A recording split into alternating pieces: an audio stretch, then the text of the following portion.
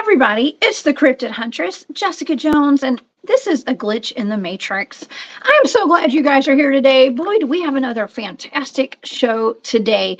I have our friends, Gerald and Jane Fountain here with Midwest Night Watchers and Chiro Sounds.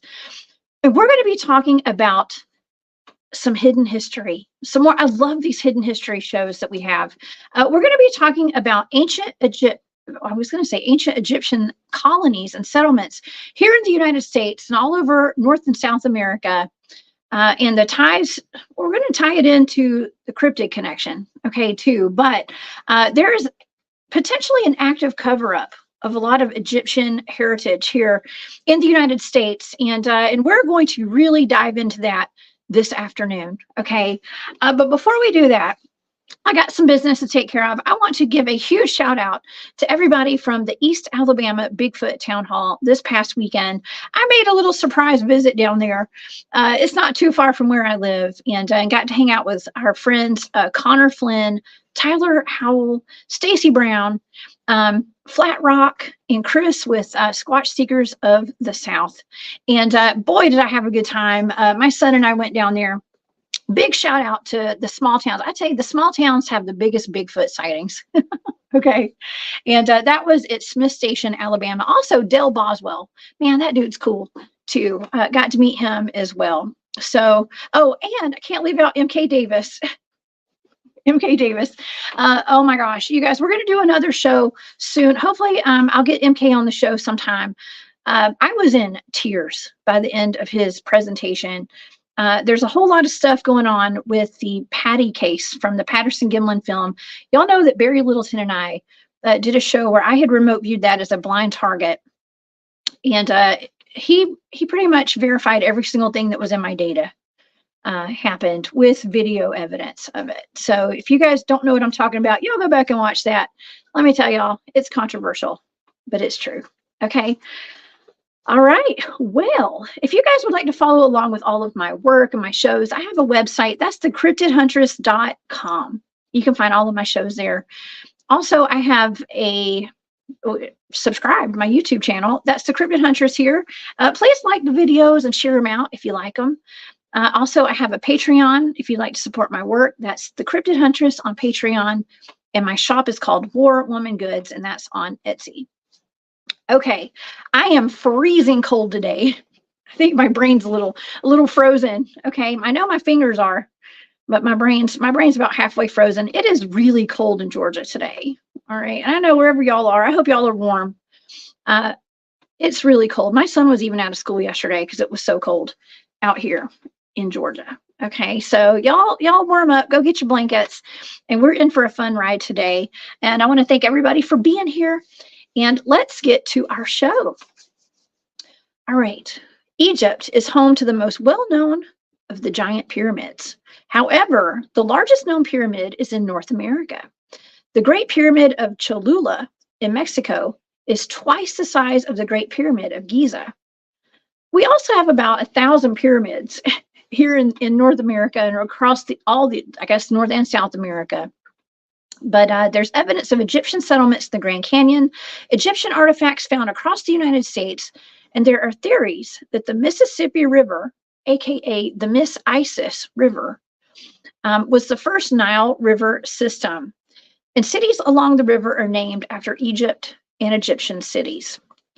An old newspaper article shows an ancient Egyptian colony excavated in East Tennessee, later covered by a large man-made lake, which leads us to wonder, were some of these large lakes around the South strategically placed in areas to cover up ancient Egyptian settlements and temples? And is there a connection to ancient Egyptians and cryptids in the United States? I think there is. Okay, and to help me talk about this today, we're going to have a great discussion. I have Gerald and Jane Fountain of Midwest Night Watchers and Chiro Sounds. Please help me welcome to A Glitch in the Matrix today, Gerald and Jane. Hey, Jessica, thanks for having us. Hey guys, thank y'all so much for being here. I really wanted to bring you guys on because you guys live in a prime spot in the United States that has a lot of Egyptian culture, and artifacts have been found in southern Illinois. Yeah, it's right down south of us. Yeah, are you so you guys are familiar with some of the artifacts that have been found, and some of the cities that are named after Egypt or in your area, like Little Egypt, right?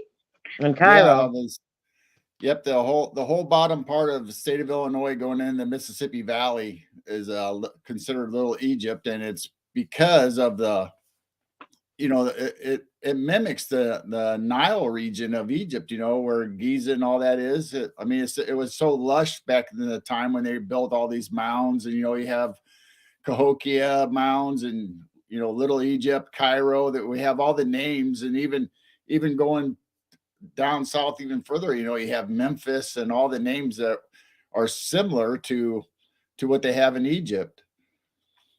Yeah, we do. We actually have a Cairo, Georgia. Okay, we have a lot of Egyptian names of cities. There's even a compound. I'm going to call it a compound here in Georgia, and I think it's like, what do they call them? Are they the Nubians or something like that? And they have like pyramids and stuff on their compound where they live, and it's just like a little miniature Egypt here in Georgia. Okay. But what really got my attention a few years ago was I discovered, it's not like it was the discovery, but I discovered that there are Mayan ruins here in Georgia where we actually have like a pyramid, okay, in North Georgia at a place called Track Rock Gap. And I found that pretty cool. Now, I do think a lot of that area has been vandalized by kids with graffiti and stuff like that, but it's something to note, okay. Oh, right. There we go. The Nubians. Yes. Okay. That must be what they're called. Absolutely. Interesting. Yeah. But yeah. So I want to tell you guys why I thought this was a great topic for today, is because we've been talking a lot about hidden history here on the channel. Okay. A lot of the hidden history, some of the old world stuff. And you guys have been on the show before. We've talked about the old world creatures like dragons and unicorns and the blemmies. Okay. And things like that. Now, I love the blemmies. But now we've got the ancient Egyptians, okay, that were settled here in the United States. I actually have done a show on this before with Jesus Cayenne Jr., where we talked about the ancient Egyptian city inside the Grand Canyon. Okay. Oh, wow. And so we're gonna touch on that a little bit today. But I was talking with my friend Bryce, who's with Esoteric Atlanta. She and I have done several shows together, and we were talking about the big lakes here in the South, and the lakes like Lake Lanier, Lake Norris up in Tennessee. There's a whole bunch of different gigantic man-made lakes. Yeah. And I believe she said, well, do you know about the ancient Egyptian settlement or the colony that was excavated before they made that lake? They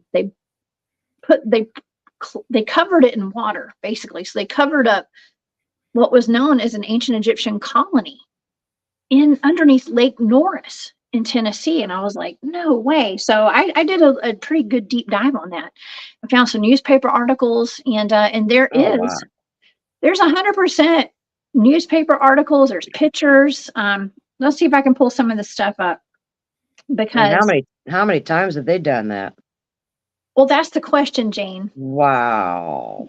Oh yeah. So this is up actually where Lake Norris sits in kind of middle northern Tennessee, kind of. And this, so back in I believe they did this back in the 1930s, 1933. The Tennessee Valley Authority, the TVA, convened a conference in Knoxville, Tennessee, with several university representatives and other governmental agencies for the purpose of planning a survey of Native American sites that were to be inundated after the Norris Dam was completed.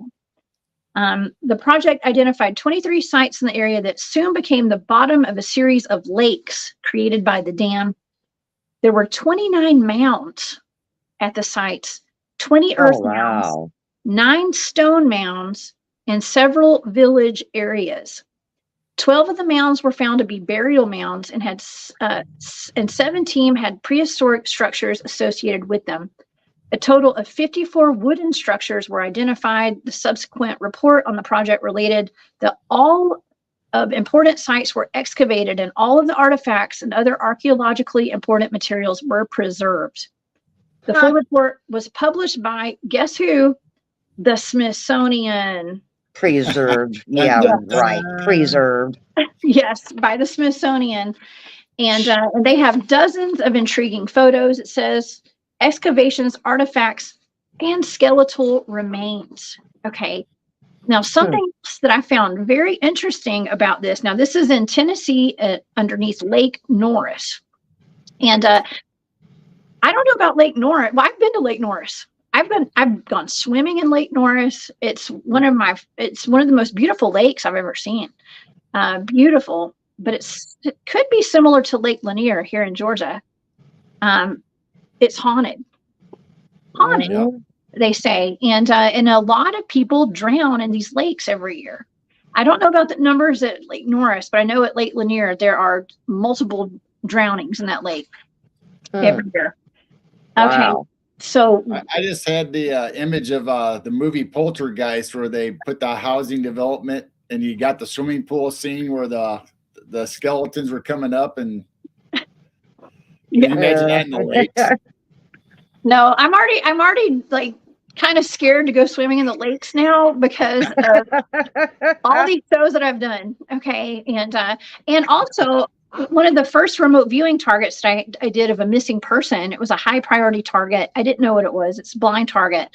It was a person who had been unalived and thrown into the lake at Lake Lanier. Okay. And so I have a hard time swimming in that lake now.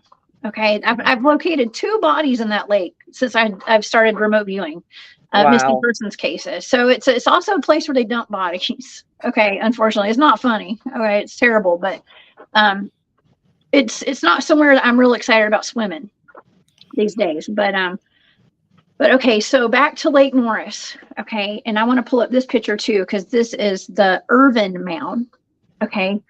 One mound, the Irvin Mound, had a row of 10 standing stones, of most of which were 2 to 4 feet in height. There were copper coins, buttons, and beads found there. And they identified the coin as being from 1787, but a lot of other interesting things. There's also there's also the Cox Mound. Okay. And I don't have a picture of the Cox Mound, but it's just right down the road from here. When it was excavated, they found it was about an 8-foot tall mound. There were 49 burials there. Okay. A lot of bones were found. Okay, I got to go to where I circled things in red. Okay, because this is the good stuff. Okay, so they're talking about all the bodies that were exhumed from these mounds before they covered them with the lakes. And okay, in this article that I read, this is by Dr. Greg Little at ancientpages.com. Okay, they're talking about all the skeletons that they found in these mounds. And I found it was really interesting because in this one mound, they said they found the average of the skeletons were about 5 foot 10 inches. Okay. The average size of the male skeletons were about 5'6". The tallest was 5'10", they said. Now there was a Dover mound in Kentucky. This is another one of the mounds that I guess it was covered in water, I'm assuming. The skeletons were around 7 feet tall on average. Okay.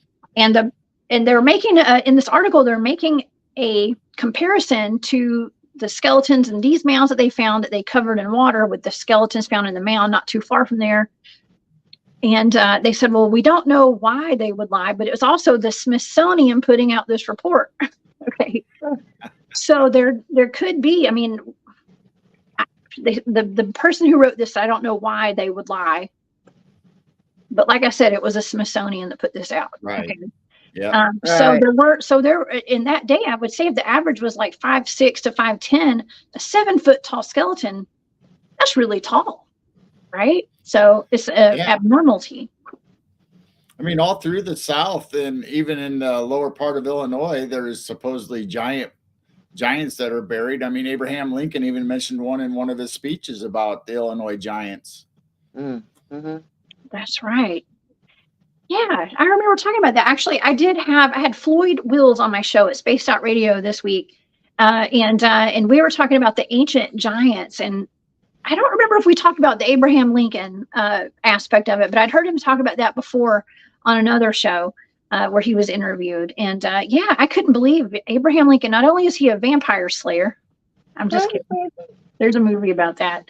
But he did actually, he was aware of giants and giant skeletons. So you can put that in connection with Egypt. I mean, all their gods and supposedly the rulers of Egypt were all tall, almost like giant-esque, you know. So if they were here in the North America and even the South where we're talking about, there might be giants that can be Egyptian related or that long a race. That's right. And if we also bring in the aspect of the elongated skulls as well, you know, I know we're in North America and we're kind of focused on North America right now, but in South America, like down in Peru, they have the elongated skulls found of the Peruvian mummies down there. So I don't know, there's quite the rabbit hole we could dive into right now because I have a million things to talk about. Yes, because there are some people who claim that the Mississippi River is actually the original Nile River. Okay. And there are people who make the connection of Egypt actually being in the North and South America. Okay. From like the Old Testament of the Bible. Okay. I'm not a biblical scholar, so I can't really make all these connections very well because I know the Bible a little bit. Okay. But I can't, you know, confidently make those connections. There's also a biblical connection to Little Egypt because there's a passage of 7 rivers that will flow together, and if you travel the rivers and tributaries of the Illinois, you'll see all the way from the north to the bottom to get into St. Louis. There's actually 7 that flow into the Mississippi or the Missouri Valley. That is right. And I actually had a picture of that and I didn't upload it. My fingers were too cold this morning to finish uploading, just like they're freezing now. I may have some here. Well, this is kind of where you can see the Mississippi River, I do believe right there. But this is more of where the mounds are connected, I believe. So we have a whole lot of mounds and the Mississippian mound builders and all that. There's definitely in a lot of these articles that I've been reading, there's a lot of connection to the mounds and the ancient Egyptians. Right. And there's another map right there of the different mound builders, I believe. So lots of mounds. I mean, we have hundreds, if not thousands of mounds throughout the United States. So, some containing giants, apparently. Okay. So, I don't know, very interesting stuff here, but yeah. Okay, here's something that's super interesting to me is that think of the Egyptian pyramids, y'all. I'm sorry, I can barely talk. I'm so cold today. It's really cold in here. But we think of the Egyptian pyramids or the pyramids, we think of Egypt, but the largest pyramid, if you don't count the black or the dark pyramid up in Alaska, okay, which I would count that as the biggest, but the biggest one that's actually bigger, it's at least twice the size of the Great Pyramid of Giza, is down in Mexico. Okay, so, and it's in Cholula. Now, the only thing I know about Cholula is their hot sauce. Okay, that's like my favorite. Okay, but that's where the largest pyramid, I believe they say on Earth, basically is located right there. Yeah, it makes you wonder. Now, like I said, we can go down some rabbit holes today. Right. There's And all kinds of there's all sorts of rabbit holes, but I do want to say that there are people who make the connection of the Egyptians actually being descendants of the Atlanteans. Okay. And I was reading an article actually where they're talking about the pyramids have something to do with Atlantis. Okay. Let me see if I can go find it right now. But yeah, the descendants of Atlantis, which actually makes sense. It's almost like extraterrestrials too. Okay. And when we're thinking about the elongated skulls and bringing them into the mix with the Egyptians and thinking that there's the ET connection there. I mean, right. I'm trying to decide which rabbit hole to take right now. My mind's just going crazy of all the different paranormal cryptid stuff. I'm just adding everything to all this. I mean, it's like So we always said, interesting. there's so many connections. I mean, Yeah. you can take this any route you want and still have an interesting conversation and so many rabbit holes. That's right. That's right. Well, how about, and this, by the way, part of what I wanted to talk about was the Smithsonian denying a lot of this stuff. So why don't we focus on the Grand Canyon? Okay. Let's go back to the Grand Canyon. Okay. Because that way we kind of reel it in a little bit. Okay. Let me get my hands warm. Okay. So back in 1909, there was a story on the front page of the Arizona Gazette, which talks about the discovery of a series of bizarre caves and artifacts in the Marble Canyon region of the Grand Canyon. The report claimed that two Smithsonian-funded archaeologists, Professor Jordan and G.E. Kincaid, found, I guess they discovered, I think they found a hole in the side of a cave or the side of a wall. They found a hole they went and discovered. But it said that proved that a race which inhabited this mysterious cavern, they found some discoveries. Turns out it was basically an ancient Egyptian settlement inside the Grand Canyon. And I do believe they said that about 50,000 people could have lived comfortably inside this city. It was like a city inside this cavern in the Grand Canyon. Now, to this day, the Smithsonian says it's false. Okay.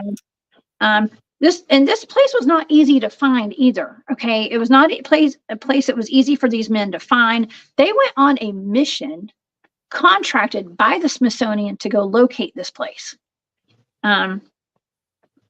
Okay. So today, the same place. Now I have little inside information from somebody that I know personally who said that this cavern is active today. It's active. Wow. There's either people living there, or there's some sort of operation going on. I'm not exactly sure, but I was told it was active. And if you go there and try to find it, there are people carrying M16s. There are I heard that. black helicopters flying overhead, and it's heavily guarded. Yeah. Okay. So you're not going to get in it. You're not. Yeah, I heard someone important that has a lot of money kind of took it over. Ah, okay. Well, something's going on there. Okay, something is interesting. Okay, so according to the Smithsonian, no records exist of Kincaid or Professor Jordan within their Department of Anthropology there at the Smithsonian. There's no paper trail leading to the artifacts that were gathered there. However, how about let me pull up some of the things that caught my eye here. Okay, so there are pictures, what appear to be, that they say that these came out of the Grand Canyon. Also, I believe now, wow, I'm not 100% positive this is the Grand Canyon. I believe it is. I was told this was part of at the Grand Canyon. Okay, now it could be a mountain, a mesa. We know what mesas are, right? Mesas might be tree stumps. But to me, that looks kind of like a sphinx. Yep. It does. That does look like a sphinx. This is called the Sphinx at Briggs. Oops, let me take that down. This is the Sphinx at Briggs Landing at the Grand Canyon. Now, there's a gentleman standing in the forefront of that picture who absolutely, he looks small compared to that, but that looks like a sphinx. And now, Yep. Jane, you had mentioned that this also looks like it may have a connection to a flood of some sort. Yeah, I went out west quite a few times in my life, and there are just so many areas that looks like, instead of just caves, that they were actually a giant building, and the theory is that everything melted, and that's why all these formations kind of look off a little bit. It kind of leads to Tartaria and the mud floods, or whatever happened, the heat source or whatever made the ground liquefy and just melted everything that used to be bricks, kind of smoothed together. But then you see these holes and caverns in these mountains out west. It does look like living quarters, or it used to be living quarters. That's right. That's funny you say that, because I have another picture here of some they're actual temples, and these are labeled.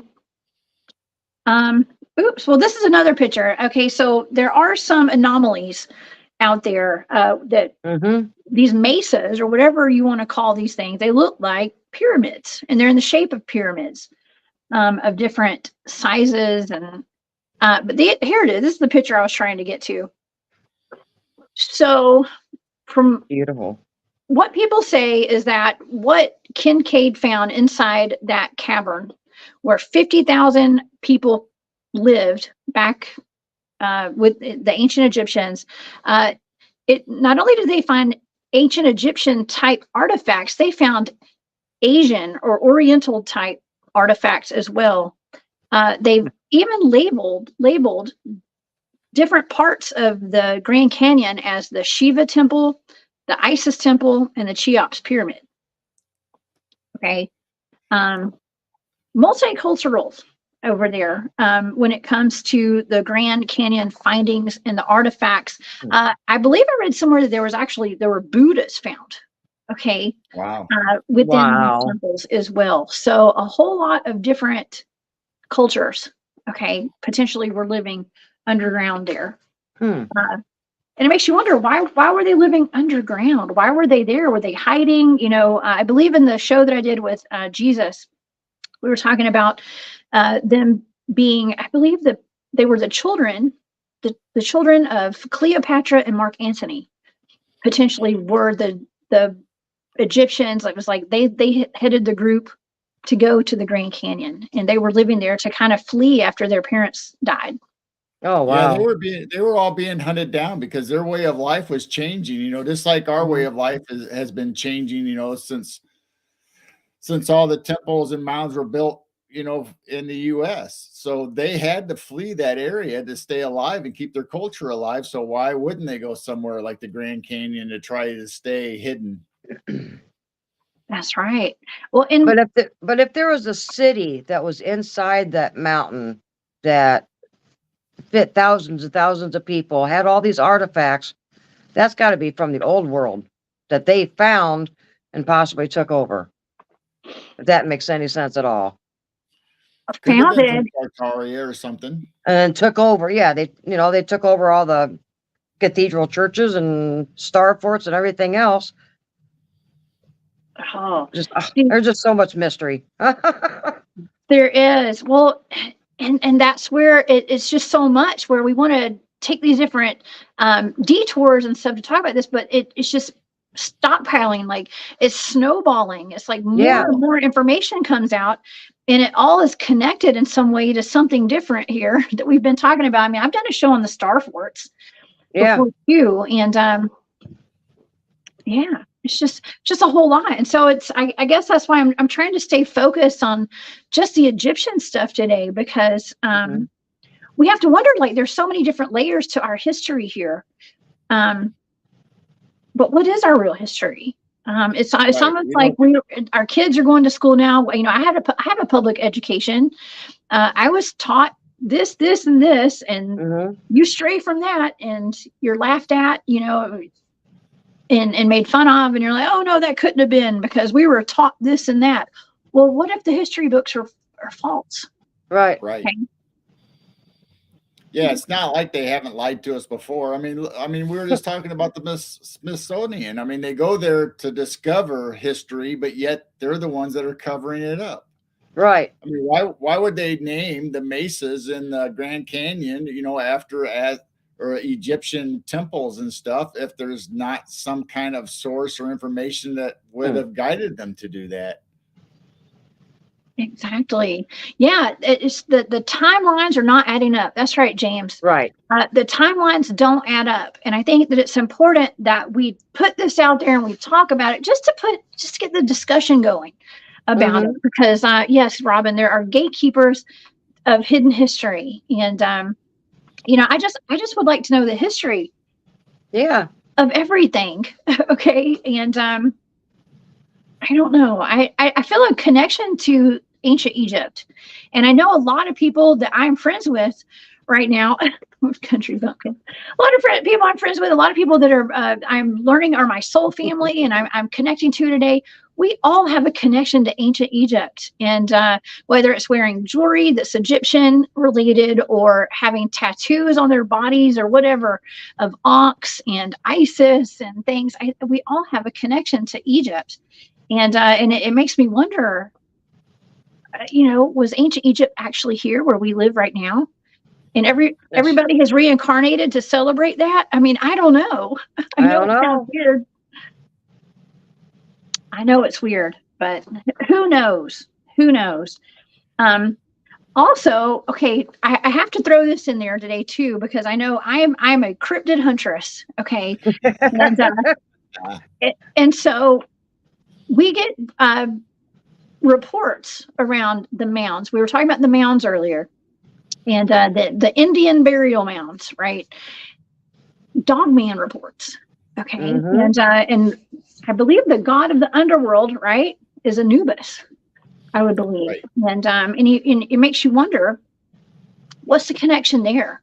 Especially with all of the Egyptian heritage that we have here in the United States. What is now the United States? Okay, with the mounds, the pyramids. What's the connection there? I don't know. What do you guys think? Well, we're talking about the Egyptians, and we talked a little bit earlier about the gods they have. Well, look at the gods that they had. You have the god of the dead, which we were just talking about, which is has the dog head and human body. Well, what's that remind you of? The dog man that we're talking about. Oh yeah. Well, there's been reports of dog-headed men, dog-faced humanoids, okay, digging into Indian burial mounds. Okay. I talk about this all the time. We have reports, I think they've had reports for the past almost 20 years now, of a werewolf or werewolves in the northern part of the county where I live, where I grew up, that is not 10 miles from the Etowah Indian mounds. Okay, the reports are literally 10 minutes from the Etowah Indian mound of werewolves. And it's always at the same spot on the same road. Okay, so I do believe there's some sort of a connection there. I don't know exactly what it is, but there is some sort of a connection, in my opinion. Okay. Well, these are all ancient burial mounds. I mean, not only were they civilizations where they were living and breathing, but they also have the grave sites and the cemeteries, if you want to call it in our terms, of their dead. So he is the god of the dead, of the afterlife. So why wouldn't they be there to guard? That's right. Yeah. Wow. Well, we've talked about these dog-headed men before too. It's not just Anubis. Anubis is one of the more well-known, and I believe Anubis actually is a jackal, if I'm not mistaken. Okay, but it looks like a dog. But we've had this discussion with the creatures of the old world, and I do believe that the dog-headed men play a big role in that. Okay, which we would consider to be dogmen today. And there are so many reports of dogmen, so many people coming forward today saying that they have seen dogmen. I have never experienced one myself. Not to say I won't, but they're out there. Okay, yes. Jackal. Yes, here's a jackal. What is a jackal anyways? I don't even know what a jackal is. Is that a type? I mean, I would think that was a type of dog. Isn't it similar to a hyena? I was going to say a hyena. Okay, so Yeah, that it's similar. I think it's similar to a hyena. okay, so that actually brings us to another interesting point, is that we have reports of hyena type dogmen, like at the land between the lakes. Okay, Yeah. hyena type dogmen, and I did a show not too long ago with is it Mr. E from Cryptids of the Corn, where he's done a deep dive on hyenas in the Appalachians, and so he came on the show. We talked about hyenas, like how do hyenas get to the United States? Right. Why do we have hyena sightings and even hyena type dogmen today? Well, what if the Egyptians had something to do with that? And then when the Egyptians were here, you know, maybe they had hyenas here and they've just been here this whole time. Right. Yeah, I mean, you never know. I mean, there's such a close connection between all these cryptids and creatures, or however you want to term them. I mean, just the resemblance between the Egyptian god and dogman that we compared. Now we got hyenas and the dogman itself, like Justin England, Mr. E, was talking about with you. So, I mean, there's just so many connections that you can go down, and some of it makes sense. Right. That's right. Kathy has a good question. Why is there a pyramid on the US dollar bill? Exactly. Yeah, and also there's a whole lot of information on Memphis, Tennessee. Okay, Tennessee is like a hotbed of Egyptian heritage and Egyptian culture and history. Okay, and it just so happens that Lake Norris and all of this, all of the colony out there that was flooded by Lake Norris, that's all in East Tennessee, y'all. And what's in East Tennessee? Well, I like to talk about this a lot. That's that Large Hadron Collider, where they worked on I don't want to say, is it not the Philadelphia experiment, the Manhattan Project? Yeah. Okay, it's Oak Ridge Labs. That's all not too far from there. It's all kind of in the region. Okay, a lot of high strangeness. That's where we had the unidentified animal fatalities out there. Wow. Where Amber and Amber Miller and Steve Aarons, I think it was or Tony Aarons, lost their lives out there to something that some people thought could be a dogman. Okay, it's where I had that data about the zombie bears for one of my targets. Oh wow, okay.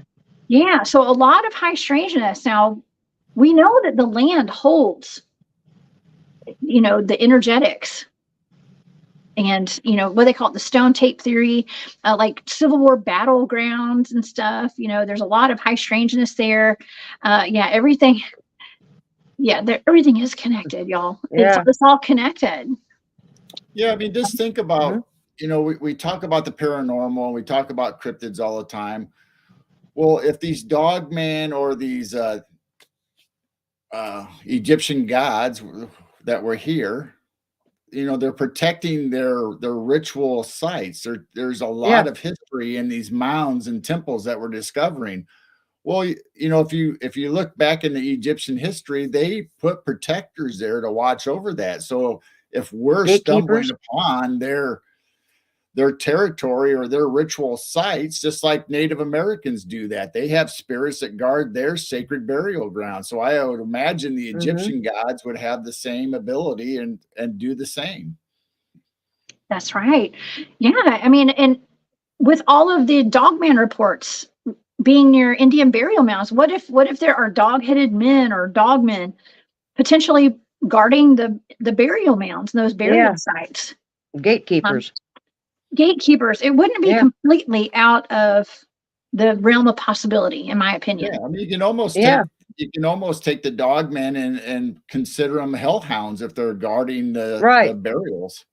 Oh, okay. Well, that brings us to another interesting point. Jane, you brought this up before we went live. It was about the land between the lakes. Yeah. And we had a short discussion, which we'll have publicly now, on what was going on there and potentially what all these dogmen are doing there in the land between the lakes. Right. You know? Those are government properties. Okay, government properties. A lot of times when I've been assigned remote viewing targets of attacks or sightings of dogmen, a lot of times they're in national forests and around lakes. they're around lakes, they're around man-made lakes. Okay. Yeah. And there's a underground facility there usually that I stumble across. And underground facilities, labs, chimeras, all sorts of stuff. It's all just stockpiled. Everything's piled on top of each other. Okay. Because there's so much high strangeness there.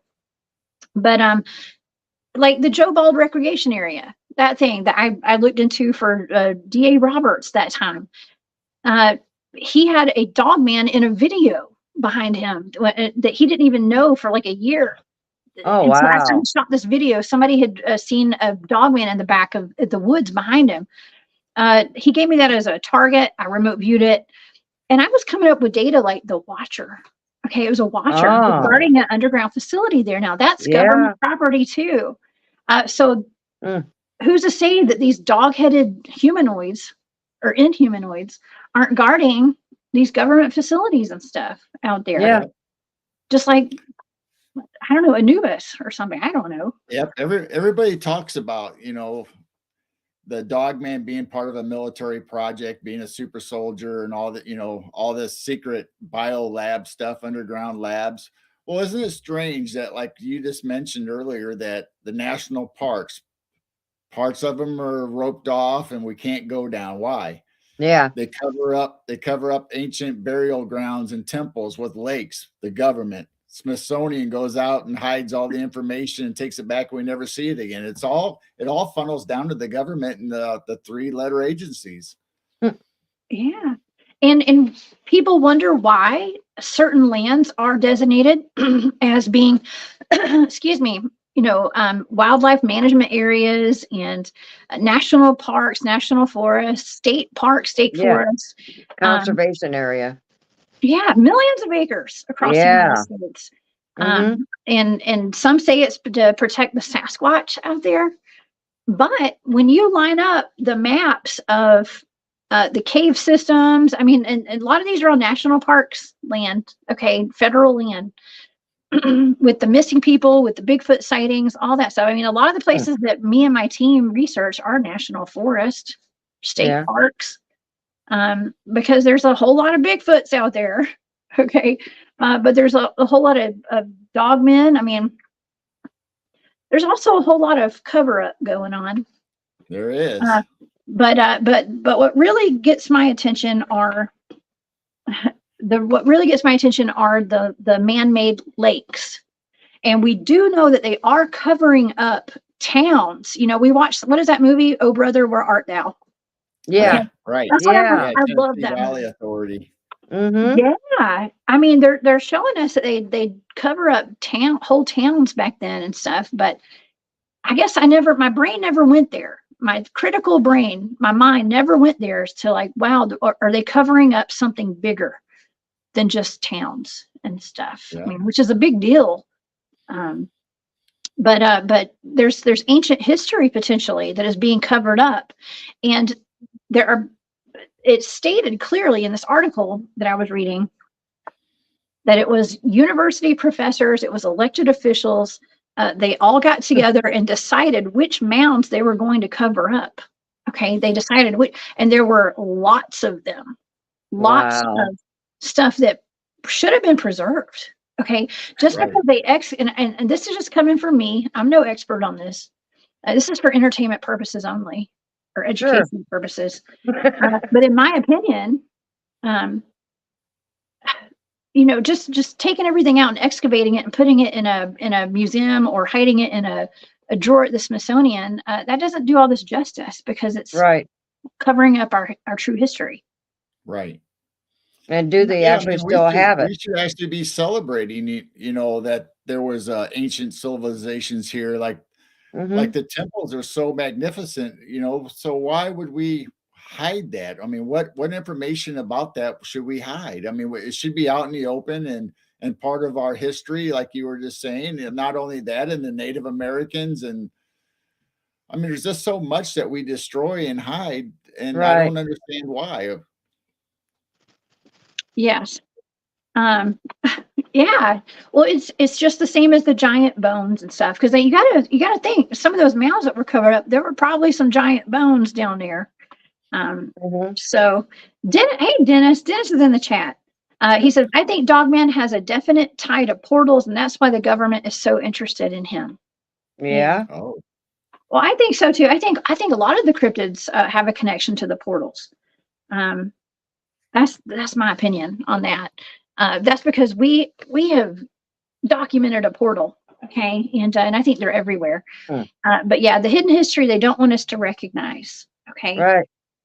yeah, we're fed what we're allowed to know, I guess. Well, it I just guess reminds so. me of Gerald and I have been on a roll here. We watched a couple of the latest Hobbit movies, the very endings of the, with the dragon and everything.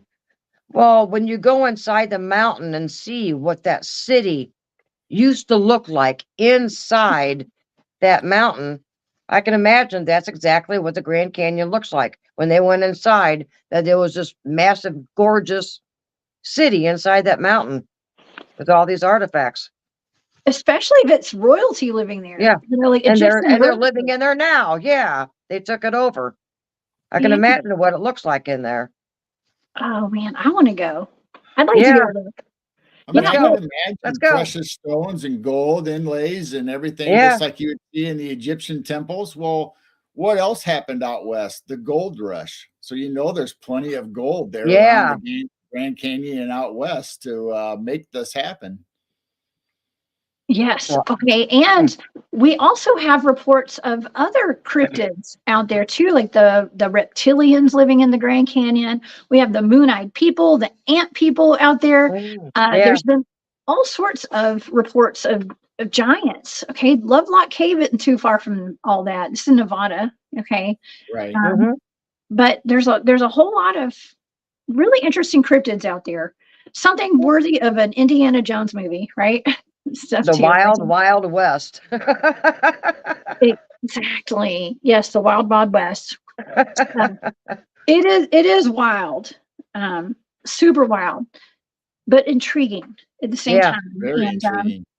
yeah, and I'm just really tickled that there are old newspaper articles that show us what really happened back in the day, and the plans and some of the pictures, but it's stuff that's just not talked about today. Now, will I ever go diving headfirst back into Lake Norris? Probably not. Right. Right. Not knowing what I know, or Lake Lanier either. Just because, I mean, even in Alabama, there's all sorts of lakes that are all man-made, and they're beautiful, but what are they covering up? Right. I mean, it's weird though, the fascination we have with the Egyptians in the U.S. I mean, I had mentioned to you privately about the obelisks that show up in the United States, and there's one right in Central Park in New York, right out in the open, and it's an actual Egyptian obelisk. But now it was transported over here by us, but in the early 1800s. But there's more obelisks that keep popping up in the deserts. I mean, do you remember a few years ago when these mystery obelisks would start popping up? Well, what's the connection with that also? Why obelisks? Right. Yeah. Yes. Well, okay, there's obelisks in like every city just about, it seems like. Even, is it the Washington Monument? I mean, even in Yes. DC, we've got a huge obelisk. They're everywhere. And some people say that it is Egyptian. Some say it's a phallic symbol of an Egyptian god. Yeah. Okay, but I don't know the details on that, so I haven't really looked into that. But there is a significance, and you wonder also about oh my gosh, I dare I say, like the Shriners and those organizations with the Arab Shriners, and a lot of Egyptian symbology in the Freemasonry and things like that around the United States. So the stone cutters were in charge of building the pyramids over in Egypt, and they turned into the Freemasons here all across the world. So if we have ancient Egypt civilizations, there is going to be stone cutters or Freemasons in charge of the building of the into the Grand Canyon and in the mesas wherever we go. Right. Well, I was also thinking of the Knights Templars taking all the treasures and stuff. And then we were just talking about Friday the 13th. Well, some of those turned into the Masons that makes a lot of sense. They took a lot of stuff and hid them, like Grand Canyon and other places. They were taking all these artifacts and relics. That's right. Yeah. Now, and we also have, okay, so Blue Line Bigfoot. Thank you so much. Mentioned that about ley lines, and Susie B. Hey, Susie. Yes. Talking about energy directors. Okay, and that's what those obelisks are doing, I guess. Now, I had some other pictures, and I didn't get them uploaded, y'all. I'm so sorry, but it was showing from 1896, I believe, there was some sort of exhibit, like a World's Fair, based out of Memphis, Tennessee. Okay, and you guys can find those online if you go.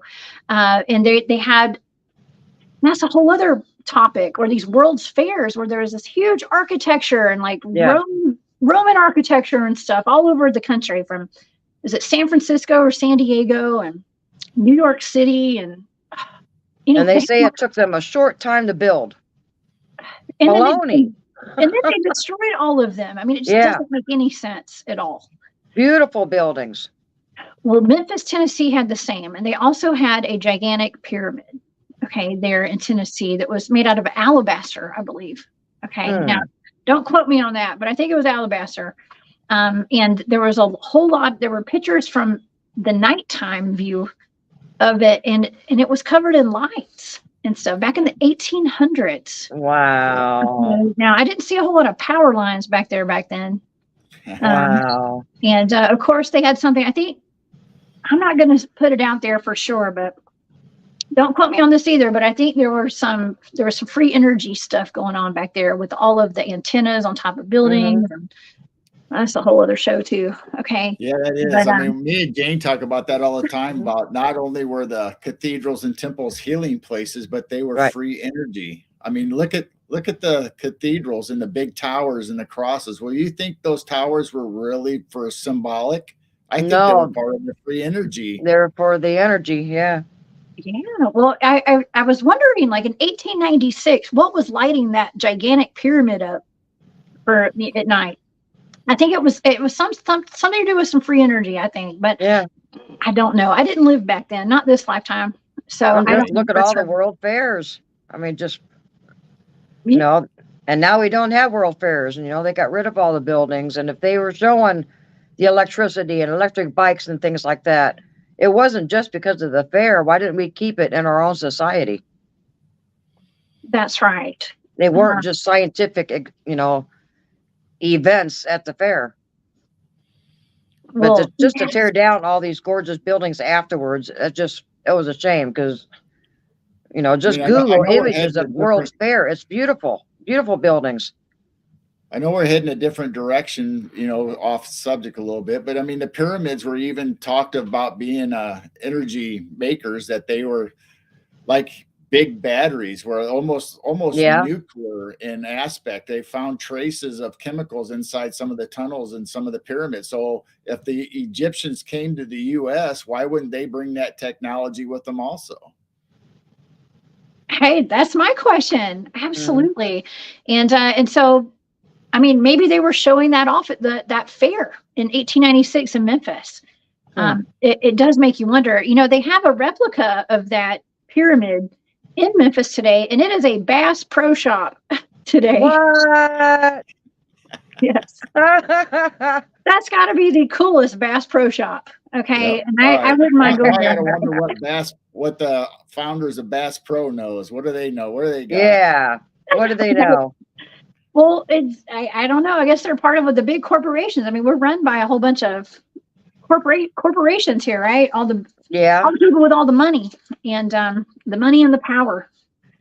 But you talked about ley lines, or somebody brought it up in chat, but we've always talked about that too. But a lot of the temples and the mounds are built on ley lines, and all the obelisks, like in New York City or Washington D.C., is laid out for the constellation of Orion. I mean, the three obelisks, one of them Egyptian, two of them are symbolic, in New York City match the three pyramids in Giza exactly. Yep. Oh, wow. It matches the Orion's belt. Oh, and another thing about the mounds too.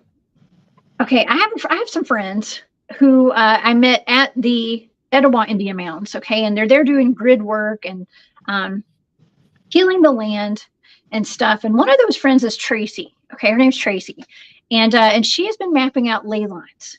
And she has been traveling from from mound to mound, mapping out these ley lines. And she's made a connection to something bigger. She thinks she and I have had this conversation. She believes that the mounds has something to do with free energy, actually. Oh. In the way that there's something to do with the currency. Okay. Not like the flow of the water and okay. So this is another thing with these man-made lakes, okay, and the dams, because there's a dam at Lake Norris as well. Okay, all these man-made lakes have dams, right? Well, they're blocking the flow of water, okay, so the currency can't keep moving, so the energy's not moving. I don't know. There's something to it. I don't know what it is, y'all. Okay, but there's something to it with the currency, with the mounds, with these lakes, with the rivers. We're uncovering it. So if anybody knows in the chat, y'all put it in the comments. Put it in the chat. But there's something. I can't put my finger on it exactly. Well, just think of like your friends mapping out all these ley lines. Well, these ley lines, there's quartz veins that run across the whole U.S. and they spider out just like these ley lines. And I don't know if the ley lines and the quartz veins are in connection with each other, but if you put your temple or your thing right on an intersection or a vortex of ley lines, and then you build your temple up to receive energy. So out of the ether, you're pulling in all this energy and you're energizing this quartz, which everybody knows quartz is an energetic electricity way of keeping track of things. We have it in our watches and technology today. Yes. And I have not held that a secret at all. Everywhere that we go to do Bigfooting, and I'm doing field research, there's always usually a vein of quartz there, a lot of quartz. And I usually put a piece of quartz in my pocket before I go home. And I carry quartz home with me from all the investigations that I do with cryptids out in the field. Okay, because there's so much quartz, and it is a conductor of some sort, and so there's a connection, and so wherever there's Bigfoot sightings, there's usually an underground facility, and there's usually missing persons clusters. There's usually a deep underground military base.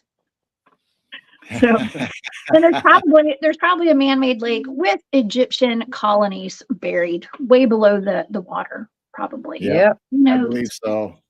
Yeah. So now if we just add that to the list, ancient Egyptian some of the colonies. burial grounds, pyramids. Ooh. Now they're actually not burial grounds. They are just saying they're burial grounds, and they used to be pyramids that they destroyed. That's right. I know. So there's just all a big connection here, and yeah, we could talk about this forever too. A lot of there's so many connections, so many rabbit holes. Like we haven't gave the people enough to go down. I mean, there's just every time you bring up a subject or a different aspect, you can veer off 1,000 different ways from there. Right. We sure can. Well, how about this before we go today? Because we just have a few more minutes left today. I have a couple of pictures to show of some of the artifacts found in, I believe this is in Southern Illinois. At least one or two here, if I can find them. Here we go. This is in Illinois, I believe, a mortuary statue found in Northern Illinois. Now, you guys are more of the Southern Illinois. We're central. Central Illinois. Okay. Yeah, we're right in the middle. Yeah, we're more northern than southern. Yeah. Well, not only do you guys have ancient Egyptian artifacts found in Illinois, I believe there's like a Viking settlement that was found there. Was that where that sword was found? Yep. A lot of high strangeness in the mounds that are up there. I mean, I was in Illinois with the Journey to Truth conference this past May, and God, it's a beautiful place. Yeah, so you weren't very far away from Cahokia. That's right. Cahokia is super close. I think the everybody took a trip there the day that I left, so I missed it. Yeah, I hate that I missed that. It was my birthday. I had to get home to my son, but I wish I had been able to stay for that. But a lot of high strangeness up there, and potentially Egyptian settlements. Yep, it's crazy. I mean, there's so much hidden history, not only in Illinois, but the whole South and the whole Mississippi region and across the whole U.S., actually, North America itself. I mean, whether it's Egyptian or cryptid or, Native American links, the Mayans. I mean, it's all virgin right there. Yeah. And why would we have Egyptian stuff over here? It just makes no sense. No, Well, it makes sense now. We Yeah. know that a lot of this has been covered up. Well, the Curse of Oak Island, is that a part of it? Did they bury some of this and then moved it to another spot? Did they eventually split it all up? Some went to the Grand Canyon, some went to Southern Illinois. I mean, will we ever know the truth? Well, we can look into it. Well, we cannot. I can tell you one thing: we can't depend on the people in charge to tell us. Right. Yeah, that's true. Or the Smithsonian. That is a running factor. That's like a running. It's the common denominator. Is the Smithsonian covering things up? Yeah. Yep. I mean, that's why all these channels exist, and all these great researchers are out there finding whether it's cryptid, paranormal, or even this Egyptian connection. If it wasn't for the boots on the ground and the people like you and all these other researchers out there bringing us information and these weird artifacts, saying, "Hey, what is this? What's the connection with this?" That's right. Hey, Peter. Peter's funny. Smithsonian BS. Pretty silly. Oh my gosh. We have such a great crowd in here today in this live chat. What a fun time I've had today. Man, this has been awesome. We weren't able to cover a whole lot today, but what we covered, hopefully it planted a seed in everybody that watched the show today and who's listening on podcast format and all who's watching in the future. Okay. Hopefully this plants some seeds and everybody, you guys will go out and do your own research on all this. And this is not the last time we're going to talk about this. Right. It's not the last time it'll come up, but I thought it was important to make these connections today and to talk about these man-made lakes. Okay. Especially down here in the South, and where the Mississippian mound builders were building their mounds, and to question what else is covered up, especially with these man-made lakes. Right. Yep. So if anybody in chat finds out or goes down these rabbit holes, email us at midwestnightwatchers@gmail.com or get a hold of Jessica and let her know, let us know what you're finding. Mm-hmm. Yes, please do. And you guys, please go and subscribe to Midwest Night Watchers and Shiro Sounds. You guys tell the audience where they can find y'all. You're on Facebook too, right? Well, Midwest Night Watchers is the same. We kept it the same across Facebook, YouTube, Rumble, Twitch. So you can find us there on YouTube. We do interviews just like you do, Jessica. We have a lot of great guests, including you. You're coming up here not too near in the future that you'll be on our show. And Jane's got her YouTube channel with sound and raising your vibration. Yeah, just a wide variety of instruments. And it's amazing. Shiro Sounds. And you guys can we can watch your farm animals as well. Do you guys have your cameras on? I know it's cold out there. Yeah, we put up a lot of cameras outside to do live views, of not only the night sky, but the deer and the animals coming in our yard. And we have goats and chickens. So when there's nothing going on in the sky that looks too promising, we'll turn it on the animals to keep people entertained. And they are entertaining. Yep, they are. They are awesome. Yes. Well, I hope our audience was entertained today. I think this was a really, really fun show today.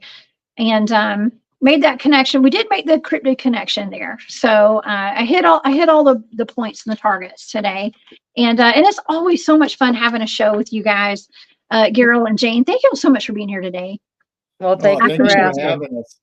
I can't wait to see what the next subject we have with you is going to be. You never know. I know. I see Brown Dwarf in here. Hey, Brown.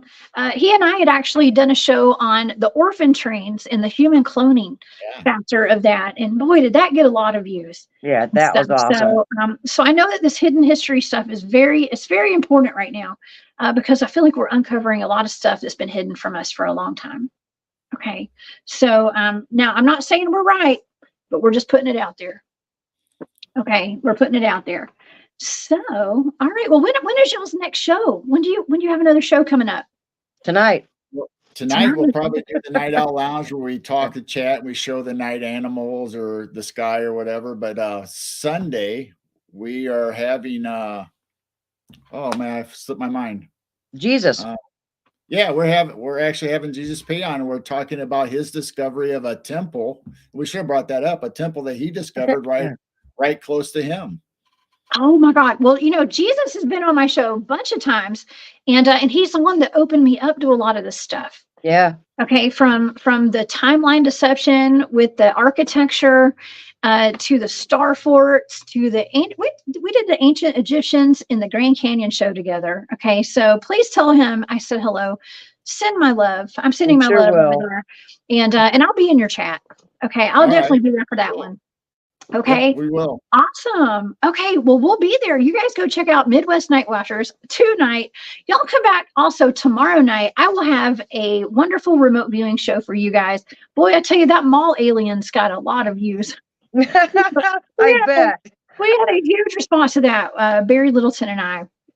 And that was a great show last week. So y'all come back, and I don't know what the topic's going to be yet tomorrow night, but I can promise you it'll be fun. Okay. I bet. Y'all. Well, y'all have a great day. Carol Jane, thank y'all again for being here and Thank you. exploring this with me. All right, y'all. Well, everybody stay safe out there, and I will see you guys tomorrow night and tonight in y'all's chat. All right, bye, y'all. Have a great day. Everybody. See y'all.